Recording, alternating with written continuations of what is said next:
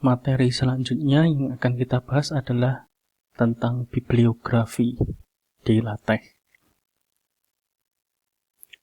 Pembahasan tentang bibliografi ini cukup menarik di LaTeX karena variasinya kita bisa membuat bermacam-macam sekali dan sangat bisa dimodifikasi sesuai dengan kebutuhan kita. Pada dasarnya, penggunaan bibliografi di LaTeX, kita bisa membaginya ke dalam 3 jenis. Yang pertama, kita menggunakan bibliografi secara embedded.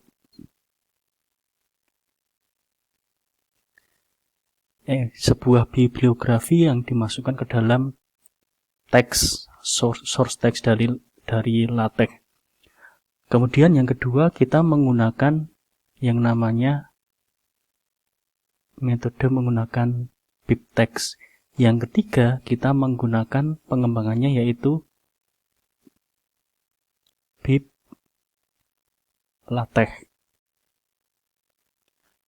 Dua ini membutuhkan sebuah file khusus untuk menampung bibliografi, yaitu file bib. Untuk kali ini, kita akan fokus membahas versi yang paling sederhana dari ketiganya, yaitu dengan metode embedded. Kita langsung menuliskan daftar bibliografinya di dalam teks. Untuk membuat bibliografi secara embedded di LaTeX, kita tinggal menuliskan environment the bibliography. Bikin the bibliography. Sudah ada petunjuknya, bantuannya di overleaf. Ketika kita enter, maka akan muncul bikin the bibliography, kemudian n, dan di antaranya ada bib item seperti ini. Formatnya seperti ini. Nah, coba kita mengisikan nilai ke dalamnya. Yang pertama yang butuh kita isikan adalah isian wajib dari environment the bibliography di sini yang sekarang masih kosong. Ini berisi secara sederhananya adalah lebar dari angka yang nanti akan tampil di bagian bibliografi atau daftar pustaka. Contohnya, misalkan kita akan menuliskan jumlah bibliografi itemnya itu misalkan hanya 1 digit. 1 sampai 9. Jadi nanti penomorannya di bibliografi nomornya 1, 2 sampai 9. Misalkan maksimal kita hanya 9 item. Maka untuk menghasilkan sebuah tampilan yang bagus, di dalam isian the bibliography environment ini, kita juga menuliskannya angka apapun di antara 1 sampai 9. Jadi sebenarnya bukan nilainya yang penting di sini, tapi jumlah digitnya. Misalkan kita hanya 1 digit untuk jumlah bib itemnya, item bibliografinya, di sini juga 1 digit. Entah angkanya terserah, bisa 9, bisa 6, bisa 4, dan sebagainya. Saya misalkan 9, berarti dia hanya 1 digit. Misal, bib item atau jumlah bibliografinya itu 2 digit, misal puluhan, di sini juga kita tuliskan 2 digit. Jadi, kita memberitahu LaTeX bahwa kita harus menyiapkan space selebar berapa digit untuk nanti penomorannya. Jadi kegunaan isian di environment di sini adalah seperti itu. Pun juga misalkan kita butuh 3 digit, di sini juga kita harus mengasihkan 3 digit. Tidak harus, hanya saja untuk menghasilkan tampilan yang lebih bagus.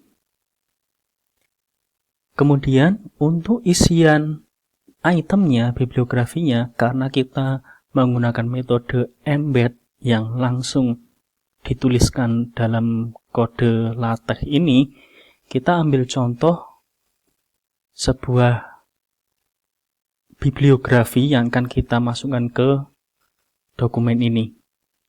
Saya ambil contoh, kita akan mengambil bibliografinya dari Google Scholar.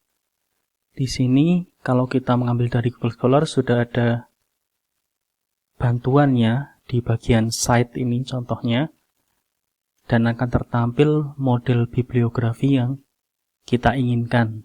Tinggal dipilih mau pakai MLA, EPA, Chicago, Harvard, atau Vancouver. Misalkan saya pilih di sini untuk yang EPA. Saya copy. Kemudian saya paste di bagian bib itemnya. Contohnya seperti ini. Kemudian di sini di bagian bib item ini isinya adalah bib key. Bib key itu sebuah kode yang nanti akan kita panggil di bagian teksnya untuk citasi. Misalkan di sini contohnya Wibowo 2018, misalkan seperti itu. Kita sudah selesai dalam membuat satu bib item. Nah, selanjutnya bib item yang lain itu juga harus dituliskan secara manual karena kita prosesnya embedded di sini yang langsung masuk ke teksnya. Misal sudah kita tuliskan bib itemnya, di sini saya tambahkan 2. Nah, karena penulisan dari bib itemnya itu secara manual, maka kita harus memperhatikan tentang style bibliografi yang digunakan. Contohnya untuk yang ini, tentu stylenya mungkin agak berbeda dari satu dengan yang lain. Dan ini contoh yang tidak benar seperti ini.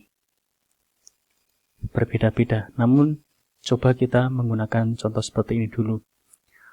Kemudian, untuk inputan bibliografinya, karena kita hanya 1 digit, kita di sini menuliskannya 1 digit saja. Sekarang kita coba menuliskan citasinya di dalam teks.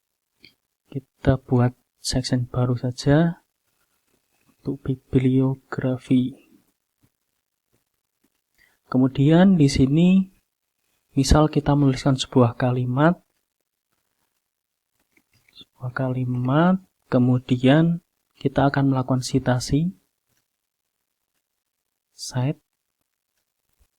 dan yang disitasi itu apa?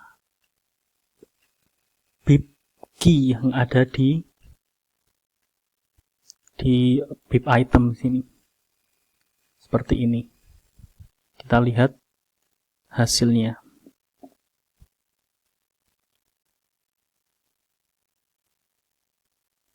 Nah, di sini terlihat bahwa dia secara otomatis akan memberi nomor sesuai dengan urutan yang kita tuliskan di dalam environment bibliografi. Satu kelemahan menggunakan metode embedded ini adalah bahwa urutan dari penulisan reference atau bibliografi di sini ini akan sama persis dengan urutan yang kita tuliskan di dalam environment ini. Urutannya akan sama. Yang pertama itu, jadi ketika kita mensitasi Einstein, walaupun kita hanya satu citasi dan pertama itu Einstein, namun karena kita menuliskannya di sini bib itemnya nomor 3, maka dia akan munculnya nomor 3 di bagian citasi. Itu kelemahan yang pertama. Kelemahan yang kedua adalah semua yang kita tuliskan di environment bibliografi itu akan tampil di bagian reference. Jadi kalau kita memutuskan untuk menggunakan metode ini, kita harus sangat teliti dalam memasukkan bib item dalam environment ini. pastikan bahwa semuanya sudah disitasi atau akan disitasi di teks atasnya. Itu kelemahan yang kedua. Dan yang selanjutnya adalah kelemahannya sesuai yang sudah saya sampaikan tadi, bahwa formatnya itu mengikuti seperti apa yang kita tulis.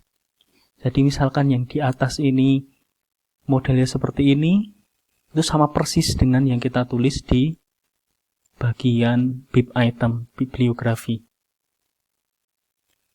Namun dengan berbagai macam kelemahan tadi, ada keunggulannya juga. Keunggulannya adalah penulisan ini sangat cepat. Effortnya tidak terlalu banyak dibandingkan ketika kita menggunakan dua metode yang lain, menggunakan BibTeX maupun BibLaTeX. Di sini misalkan kita hanya butuh referensinya hanya sedikit, 9 buah, misalkan kurang dari 10, itu menuliskan manual dengan masing-masing bib item seperti ini tidak akan menyusahkan. Dan kita bisa menelitinya satu persatu, kemudian cross-check ke bagian sitasi di teks atasnya, itu bisa kita lakukan secara manual dan sangat cepat. Jadi metode ini cocok untuk dokumen-dokumen LaTeX yang jumlah item di referensinya itu sedikit. Kemudian satu lagi, jika kita ingin menambahkan sitasinya tidak hanya satu, kita bisa menuliskan di dalam satu kurawal ini dipisahkan dengan koma. Semacam ini. Karena kalau kita menuliskannya terpisah sitasinya, dia akan mempunyai kurung siku yang berbeda. Kita coba di sini cosens. Oke, kita lihat hasilnya. Nah, seperti ini contohnya. Kalau kita menuliskannya dalam satu perintah sitasi, dia akan tergenerate ke dalam satu kurung siku. Ini materi tentang bibliografi menggunakan metode embedded. Untuk metode BibTeX dan BibLaTeX akan saya bahas pada video yang lain. Oke, selamat mencoba. Kita lanjutkan di video-video selanjutnya.